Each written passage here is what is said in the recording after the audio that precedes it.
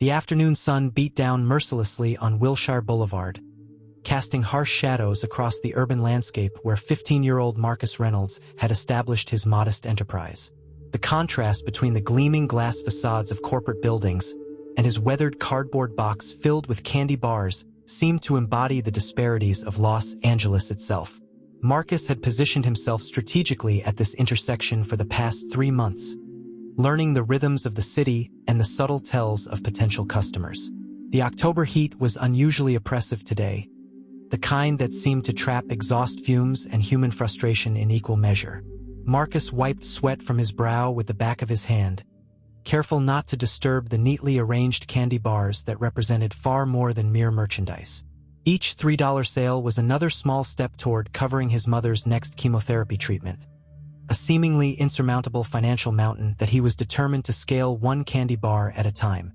"Candy bars, $3 each," he called out, his voice carrying a practiced neutrality that concealed the desperation underneath. "All proceeds help with my mom's cancer treatments." Most pedestrians hurried past, their gazes fixed on smartphones or the distant horizon, wrapped in the invisible armor of urban indifference. Some offered sympathetic smiles but continued walking. The regulars, an elderly gentleman who worked at the insurance office upstairs, a barista from the coffee shop around the corner, stopped faithfully, exchanging brief pleasantries along with their dollars. Marcus had perfected the delicate art of gratitude, offering enough appreciation to acknowledge their kindness without revealing the crushing anxiety that accompanied him home each night. There, spreadsheets of medical bills awaited, their clinical terminology, infusion therapy, molecular targeted agents, out-of-network specialist consult, masking the simple, devastating reality. His mother was fighting for her life, and their insurance covered barely half the cost. His thoughts drifted to 3 nights ago, when he'd found his mother at the kitchen table long after midnight, calculator in hand, her thinning hair partially covered by a colorful scarf. The soft tap of calculator keys had punctuated her quiet sobs as she tried to reconcile their monthly budget with the latest hospital bill. Marcus had stood frozen in the hallway, a crushing weight of helplessness pressing against his chest. That night, he'd made a silent vow to double his efforts on Wilshire Boulevard. "You should be focusing on school, on being a teenager," his mother had argued when he first proposed his sidewalk business. Her voice still carried that familiar strength despite her weakened state, her eyes flashing with the protective determination that had guided him throughout his 15 years. But the reality of their financial situation, the inadequate insurance, his father's absence, the mounting debt, had eventually silenced her objections. "Just a few hours after school," Marcus had promised, "and I'll still keep my grades up." He had kept that promise, maintaining his position on the honor roll while developing a schedule that maximized his selling time. Homework was completed between customers, flashcards studied during lulls in foot traffic.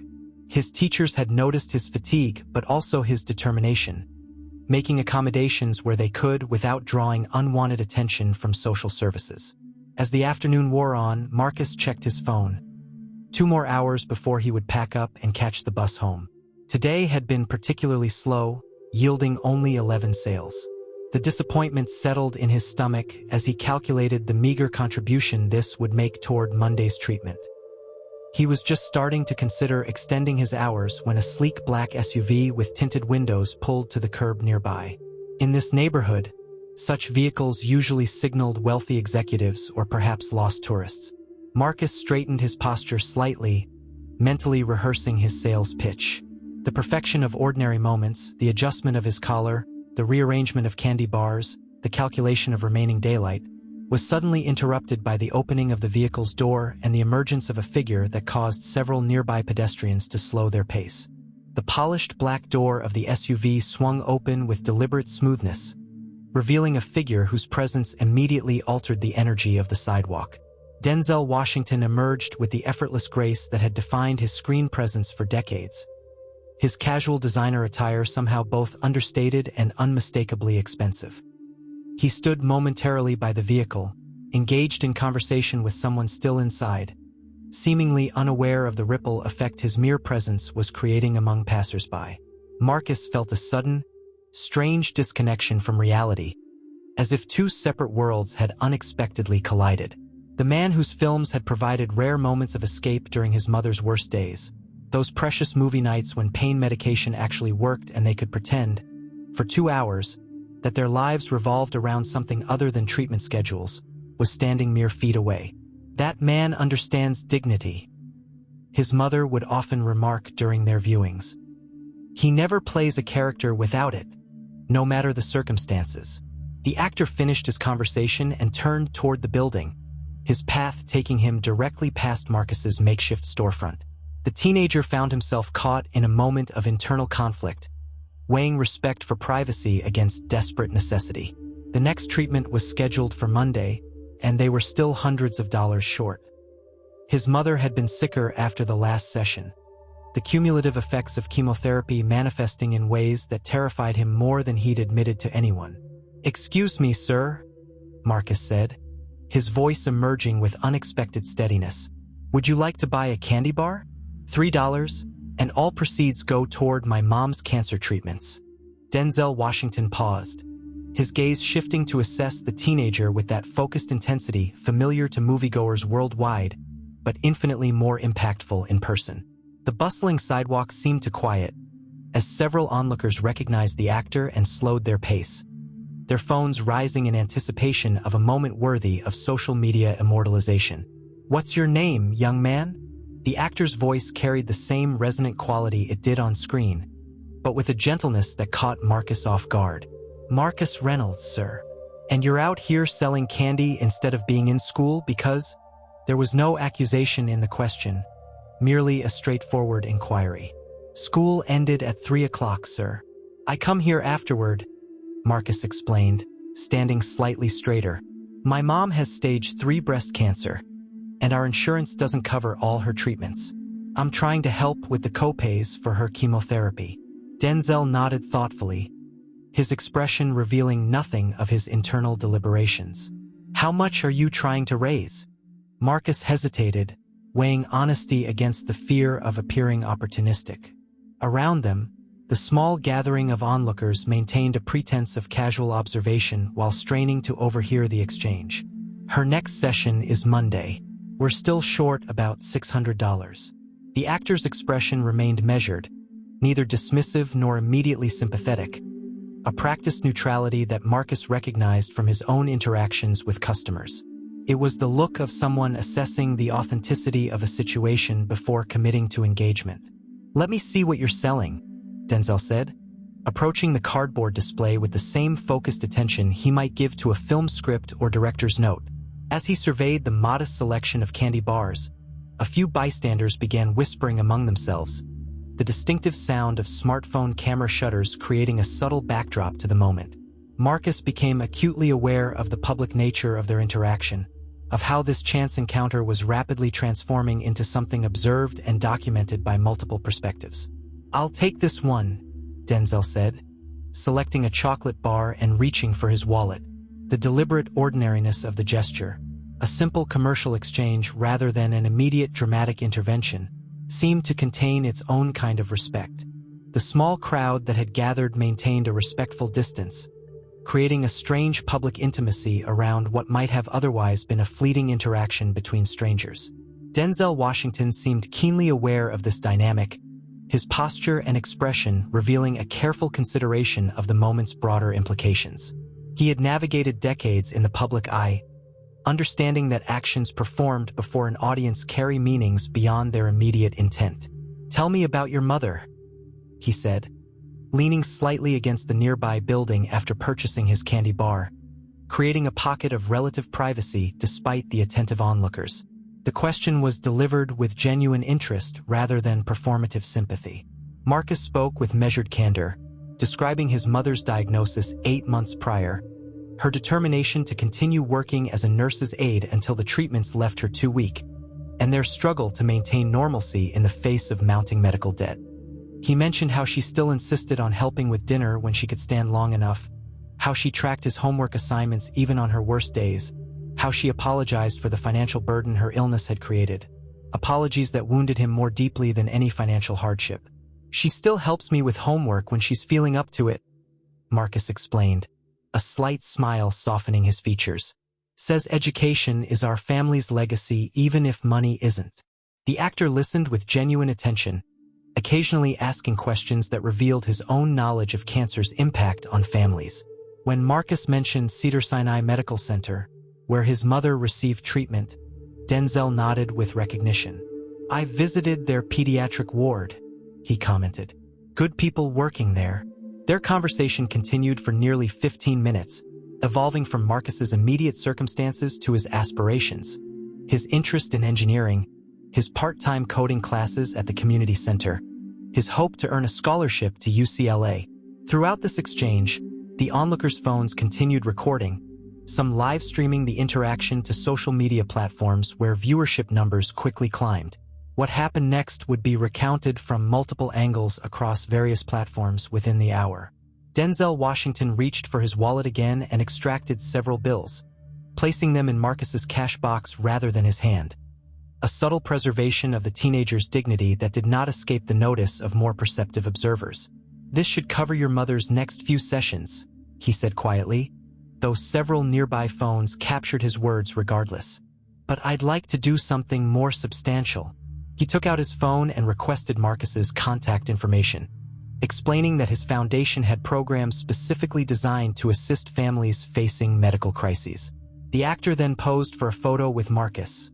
Not the typical fan photo, but rather a moment between equals, both standing beside the teenager's makeshift storefront.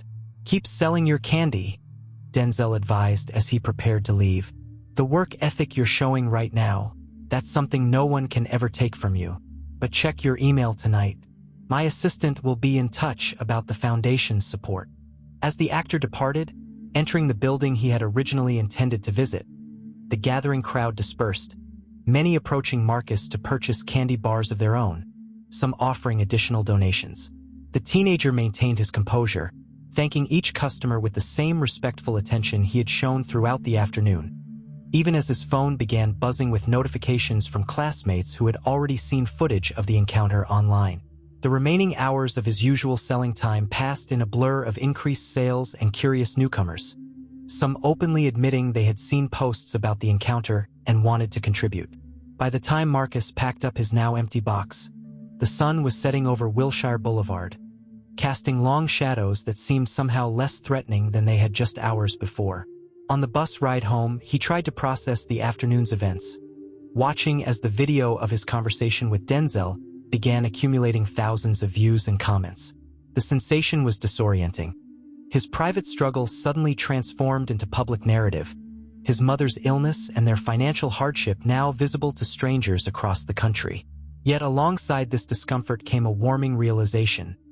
For the first time in months, Monday's treatment was fully funded, with enough left over to start addressing the next one. His mother was awake when he arrived home, sitting in her favorite chair by the window, a thin blanket covering her legs despite the lingering heat of the day. Her eyebrows raised at his early return and the absence of his usual box of remaining candy. Sold out? She asked, her voice carrying the perpetual hoarseness that had accompanied the chemotherapy. Something like that, Marcus replied, sitting beside her and carefully recounting the afternoon's events. He showed her the video that had now accumulated over 100,000 views, watching as emotions played across her features. Surprise, disbelief, and finally, a cautious hope that had been absent for too long. By morning, the video of Marcus's conversation with Denzel Washington had accumulated over 2 million views across various platforms. Local news stations had already reached out, requesting interviews with the teenager whose quiet perseverance had captured public attention. National outlets were beginning to pick up the story, framing it within broader narratives about healthcare costs, celebrity philanthropy, and the power of social media to amplify individual struggles. Marcus navigated this sudden visibility with a composure that surprised even those who knew him well. In interviews, he responded with thoughtful consideration, consistently redirecting attention to the broader issues of healthcare accessibility and the challenges faced by families in similar situations. My mom isn't the only one going through this, he repeated in various phrasings. She's just the one who happened to have her story noticed. True to his word, Denzel's foundation had reached out the previous evening. The email detailed a comprehensive program that would cover not only his mother's remaining treatments but also provide assistance with related expenses, transportation to appointments, necessary home modifications, and nutritional support. Additionally, it included information about a mentorship initiative connected to Marcus's interest in engineering, offering guidance from professionals in the field. When Marcus showed his mother the email, along with the day's extraordinary earnings, she wept. Not just from relief but from pride in the young man her son had become amid circumstances that might have broken others. "I always knew you were exceptional," she said, her voice steady despite her tears. "But I never wanted this situation to be the thing that proved it." The following week brought further developments that neither of them could have anticipated. Several healthcare advocacy organizations reached out, asking Marcus to share his story in support of policy reforms. A local engineering firm offered him a paid internship for the following summer, citing his demonstrated problem-solving abilities and work ethic. The hospital where his mother received treatment invited both of them to speak at a fundraising event, recognizing the power of their experience to motivate potential donors. Perhaps most significantly, Marcus's improvised candy business evolved into a more structured initiative. With guidance from a business teacher at his school, he established a small nonprofit that employed other teenagers from challenging financial circumstances, selling various items at locations throughout the city to raise funds for families facing catastrophic medical expenses. The model expanded rapidly, with similar operations beginning in neighboring communities. 2 months after the chance encounter on Wilshire Boulevard, Marcus sat beside his mother during her final scheduled chemotherapy session.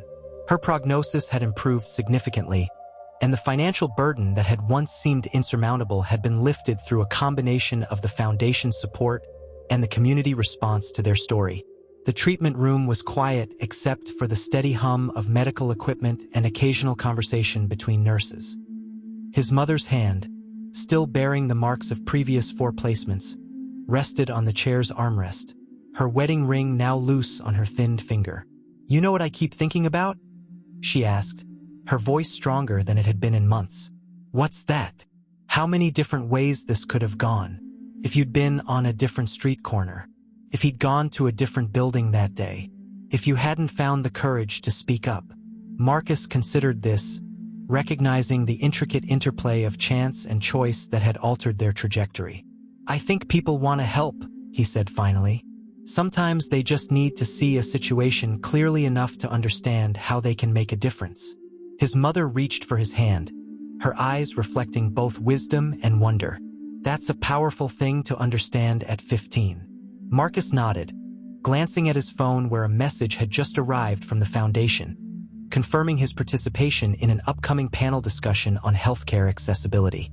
The screen displayed several notifications from the nonprofit's social media accounts, where stories of other families receiving assistance were accumulating small but meaningful victories against seemingly insurmountable odds. The road ahead would still hold challenges. His mother's recovery would be gradual, with ongoing monitoring and potential complications from treatment side effects. The healthcare system that had failed them remained largely unchanged for countless other families facing similar struggles.